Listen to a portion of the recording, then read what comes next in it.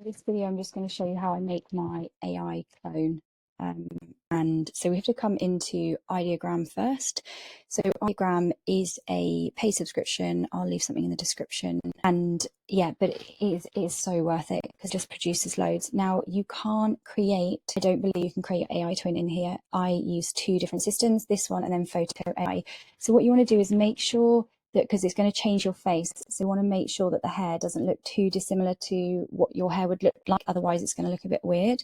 Now what I did is, because I've already done these type of thumbnails before, the thumbnail is going to be super important to make sure people understand. So here you want to try and figure out your style. I've done some other videos on figuring out your style for YouTube, things like your colors that you might want to use for your brand, whether a serious brand. You also want to be looking at other people's thumbnails to try and recreate.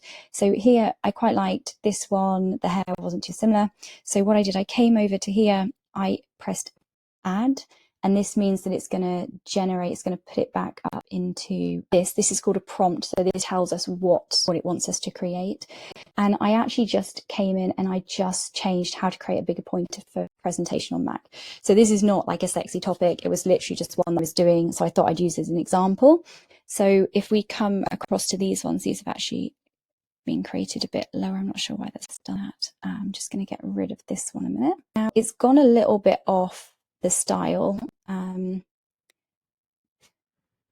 But as I said, this one is literally just to show you how to do it, so I'm not too concerned. So I'm going to have a little look here. Which one do I like? The thumbs up's a bit weird. This isn't really like my hair, so let's go for this one. It's got a bit of blue in as well. So I'm going to right click on, I'm going to come over to the three bits over here.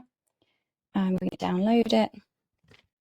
And I use a Mac to do this, so it may be slightly different. So let's go over to here, YouTube, and then we're going to create. I'm going to upload a video.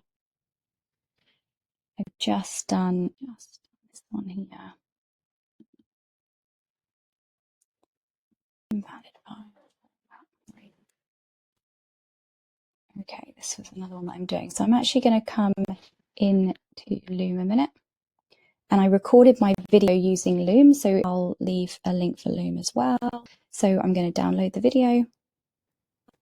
Lovely. It's good if it's called what it's going to be about as well, because SEO, maybe when you're watching this, that won't matter anymore, but at the moment we do that. So I'm going to bring increasing cursor size over to here, giving presentations or giving online presentations or webinars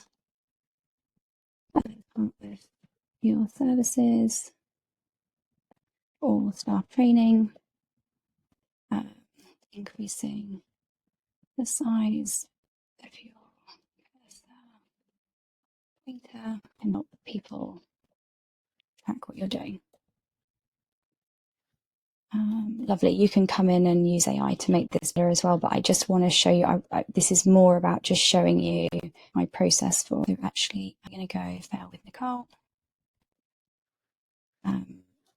We're also going to do, I'm using shortcuts and I'm on a different Mac. So fail with Nicole, cursor size, change to Mac. Okay, I'm going to set thumbnail. So this is a bit that I wanted to come to. We've got this one that's already, I'm going to actually just change the name of that. Increasing cursor size.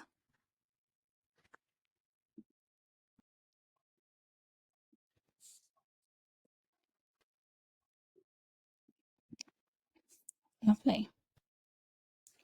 Oh, except from, I haven't changed it to my face. Hang on, let's go on over here. I've missed a step. Right. So we're going to click on here. We need to be in here because otherwise it's going to look like this lady who doesn't look anything like me. So we're going to come into Photo AI. I've already created the model. If you're not sure how to create the model, then have a little look. If there's no videos on it, we'll be doing a workshop on it. So send me a message on our Facebook and ask to be popped on the list of that. So we're going to, so we've got the auto detect, so we're going to auto detect.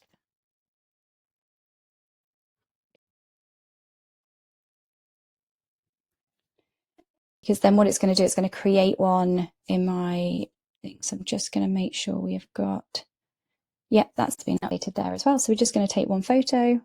I don't like things sending me notifications, so I'm going to turn that off.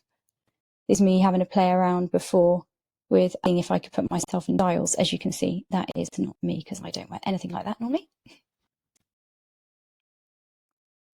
So we're going to wait for this one, see if it looks like me. Photo AI, I think, has an unpaid one as well. But I really think at the moment, with everything that's happening with AI, just invest in a bit of software for you to have a play around. Otherwise, you will get left behind otherwise. So it is good for you guys to see this because that is definitely, I mean, it does look like me, but it's not what we want. So YouTube thumbnail, front view of model sitting desk, laptop open, back is wearing polo shirt. It is blurred interface with a increase cursor size. April visible, busy physio.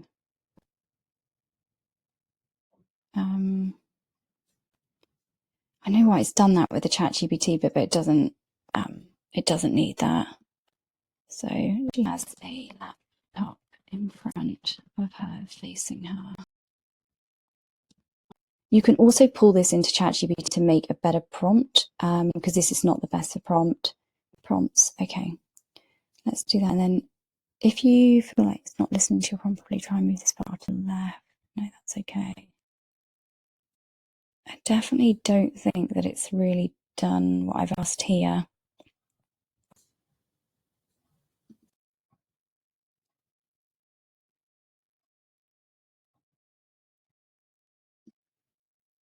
Let's see if it can do it. If I do a strong resemblance, very strong. So this is ignoring the photo and this is making it like the photo. But that might be less resemblance to me as the model. So we'll see what that does. So I'm trying to work out why it's doing portrait. So set preferences, I basically changed it. So now I want to do, let's try that one, play sound on finish. I'm just going to change this to medium. I'm just going to take one more photo as well. So we've got one medium. Just putting and bright clinic room behind her. Take that photo. Is okay. Yep, so it looks fairly similar. So I'm just going to download that one. Okay, then I'm going to come back over to YouTube a minute. And we're going to go back into your videos. This was the one that I was making. And we're just going to change this one. I'm just going to rename this one a minute. There we go.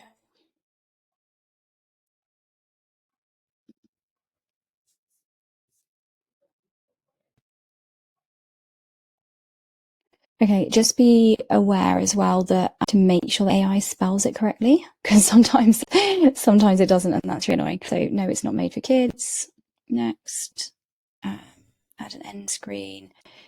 Really, you always want to be adding an end screen to send them to the next video, but just for this particular one, we're going to leave that. We're going to put it as public, and we're not going to schedule it. We're just going to put it out now. So that is how you would create your AI clone once you set up your AI clone. If you need the video on the AI clone, let me know.